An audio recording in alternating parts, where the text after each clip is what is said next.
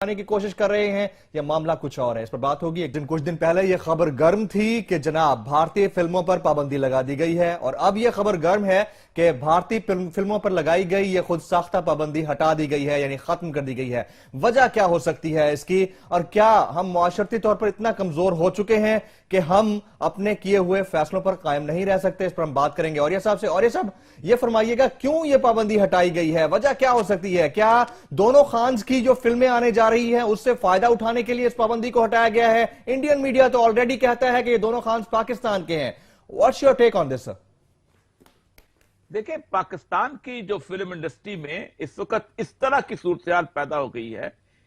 मैं जहां अमेरिका में हूं, अमेरिका में यहां पर एक बंदे ने जब एमल कांसी को मैं पकड़ के दिया था तो एक बहुत कमाल बात की थी।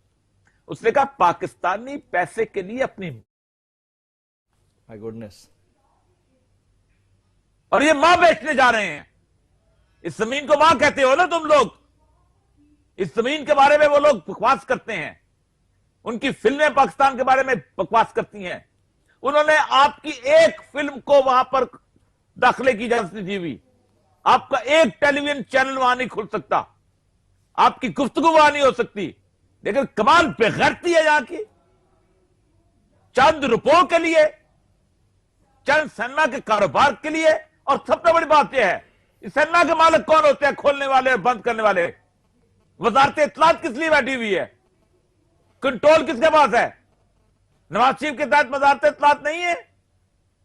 परवेज रशीद की जगह वो कौन आ गई है मोहतरमा जो है, मुझे तो नाम भी याद नहीं आता। मरियम औरंगजेब साहबा, उनको नहीं पता ये कानून मैंने बनाना है, ये कानून हुकूमत ने बनाना है।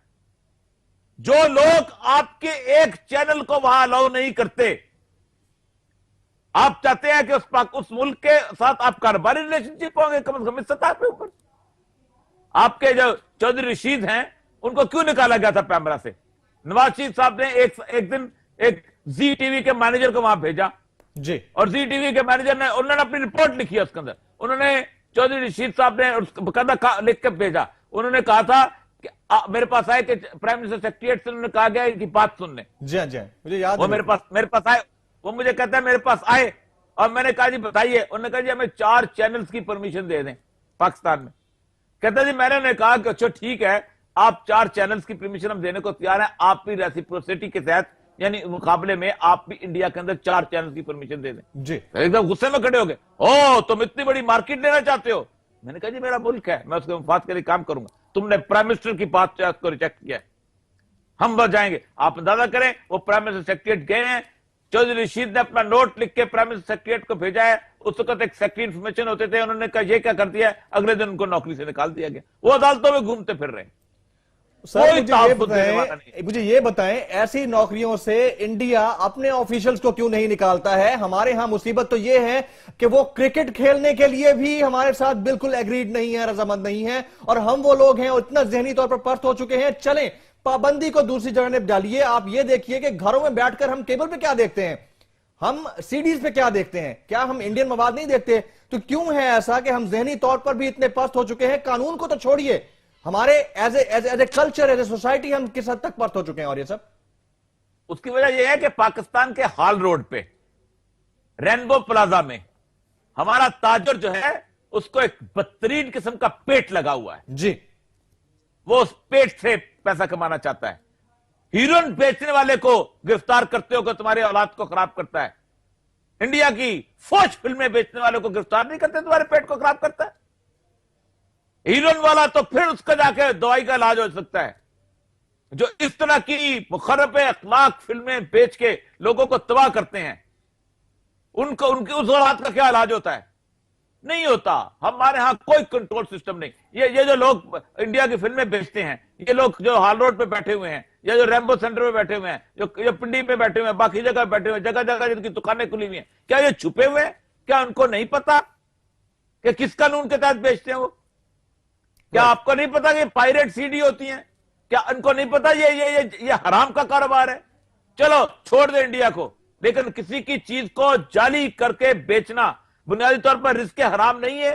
ये रिस्क हराम भी कमाते हैं, सबको पता है। और ये साहब, ये तो उन लोगों की बात हो गई जिनका बिजनेस बिला वास्ता या बिल वास्ता इस शोबे से लगा हुआ है, اور ہم کہیں تو نہ کہیں یہ مجبوری ہے یا کوئی اور مسئلہ، لیکن ان کو نہیں کرنا چاہیے.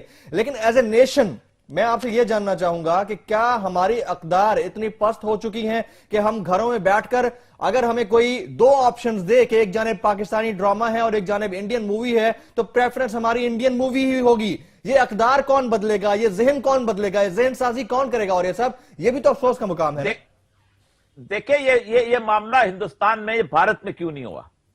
یہ بھارت میں جب تک ہمارا ٹیلی ویژن چینل جاتا تھا اور ہمارا ٹیلی ویژن چینل اچھا تھا، پاکستان کے ڈرامے امرتسر میں دیکھے جاتے تھے. یہ اب کیوں نہیں ہے؟ اس لیے کہ اب انہوں نے پاکستان کے کسی ٹیلی ویژن چینل کو آنے نہیں دیا. ورنہ اگر آنے دیتے تو شاید ہماری بھی وہاں کوئی ایک ویئرشپ پیدا ہو جاتی. ہم وہ نہیں چاہتے. انہوں نے اپنی قوم کو مضبوط رکھا ہے. ان لوگوں کو، حکمرانوں کو، ان سب کو نہ تو شہیدوں کی قبروں پہ جانا چاہیے، نہ شہیدوں کے اوپر قبروں پہ پھول چڑھانے چاہیے، نہ ان کا نام لینا چاہیے. یہ بیسیکلی پاکستان کے دشمن اور غدار ہیں. یہ صرف اپنے پیٹ کے والی وارث ہیں. یہ اس کو کما. اتنے سال تم لوگوں نے بھارتی فلمیں نہیں لگائیں. کیا تمہارے سینما جو ہیں وہ مر گئے تھے؟ کیا تم تو خود میں نے 17 سال ڈرامہ لکھا ہے. جی. پاکستان کے تمام اسٹوڈیوز، خواہ وہ شاہرون اسٹوڈیو، خواہ وہ باری اسٹوڈیو، چاہے کوئی اور اسٹوڈیو، اس کے اندر جہانوں کا راج ہے. میں نہیں جانتا ان کے ڈائریکٹر کس قسم کے ہیں، میں نہیں جانتا ان کے رائٹر کس قسم کے ہیں، میں نہیں جانتا ان کے شاعر کس قسم کے ہیں.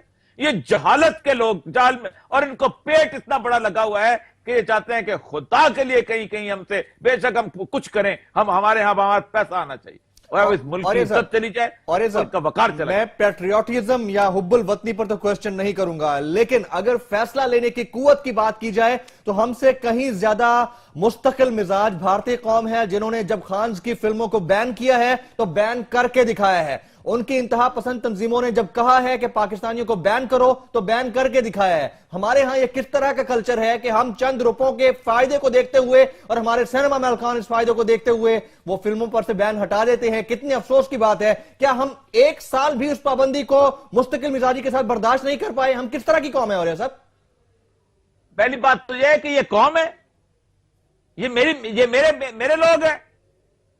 یہ جو ڈیفنس کے اندر اور باقی جگہ پہ یا کتنے لوگ فلم دیکھنے جاتے ہیں جس کو آپ پیسہ ہے. آپ کا 90% تو گاؤں میں رہتا ہے، اس بیچارے کو فلم کا پتہ نہیں ہوتا، وہ تو روکی کاٹا ہے.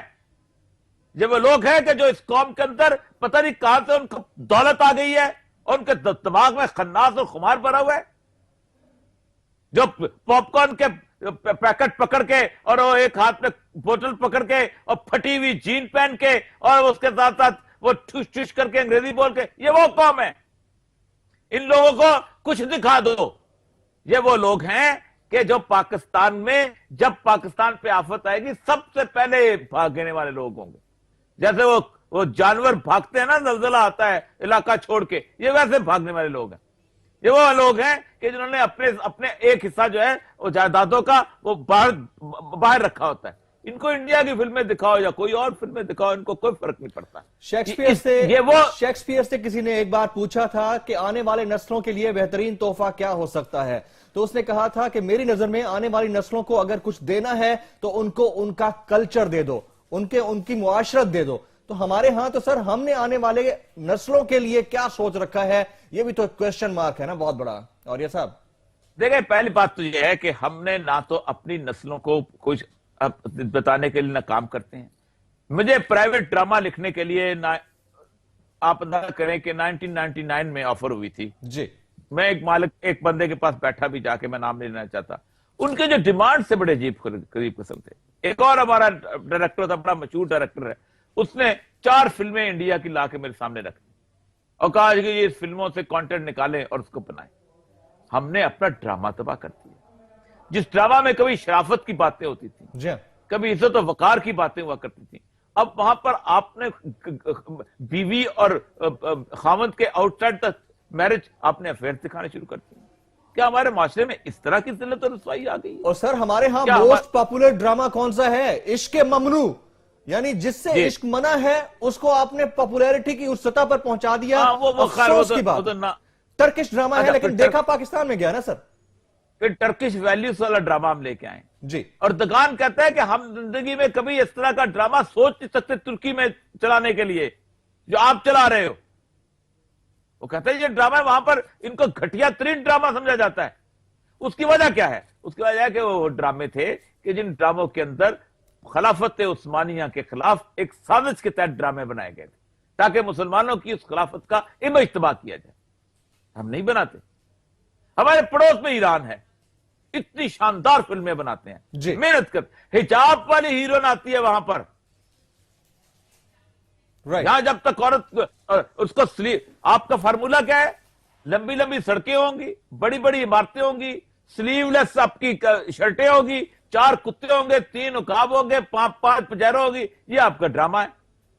نہ ہم محنت کرتے ہیں, نہ ہم کچھ اور کام کرتے ہیں. پاکستان ٹیلی ویژن جو تھا, اس کی ڈرامے نیپال میں دیکھے جاتے تھے, اس کے ڈرامے سری لنکا میں دیکھے جاتے. اپنے ڈراموں کی بات کی جائے, مجھے اچھی طرح یاد ہے اپنے بچپن میں بھی ہم پاکستان ٹیلی ویژن پہ ہی دیکھ لیتے تھے. ٹیپو سلطان, ان کی ہسٹری کے بارے میں بتایا جاتا تھا, صلاح الدین ایوبی کی بات کی جاتی تھی, بڑا خرچہ ہوتا تھا, وہ ڈرامے دیکھے بھی جاتے تھے. لیکن اب ان کلچرل ویلیوز کو کیا ہو گیا؟ ہم کیوں نہیں بناتے ہیں اس طرح کے ڈرامے؟ میں آپ کو بتاؤں, میں ایک تھوڑے عرصے کے لیے پاکستان ٹیلی ویژن کا ڈرامہ میں لکھا, 16-17 سال. لوگ تو بہت لکھتے ہیں.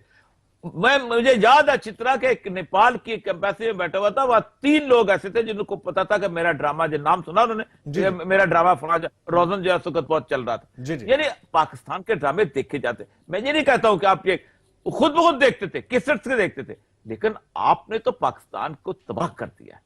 نہ پاکستان کی کوئی انفارمیشن والوں کی پالیسی ہے, نہ حکومت کی پالیسی ہے, اور یہ تو کاروباری لوگ ہیں. تو اور یہ صاحب, یہ جو بین ہٹایا گیا ہے ان فلموں پر سے, بھارتی فلموں پر سے, کیا گورنمنٹ کو فور فرنٹ پہ آنا چاہیے یا اپوزیشن کو بھی اس حوالے سے فور فرنٹ پہ آتے ہوئے بات کرنی چاہیے کہ جناب کیا کر رہے ہیں آپ لوگ؟ کوئی نہیں کرے گا. بلاول کرے گا. بلاول نے جا کے وہاں پوجا کی ہے, ڈرامے میں پوجا نہیں کی اس نے, اصل میں پوجا کی ہے. جی ہاں. کتنے مولویوں نے اس کے خلاف گفتگو کی ہے؟ کتنے مولویوں نے کہا ہے کہ اس نے آرتی اتاری ہے دیوالی, بت کے سامنے آرتی اس نے پوجا کی ہے دیوالی کی.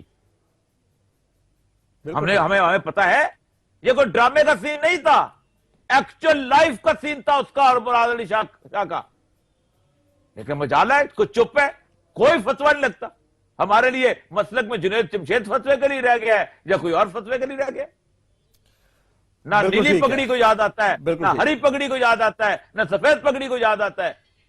کہ اس نے شرک کیا ہے, اس ملک کے اندر کھڑے ہو کر شرک کیا اس نے.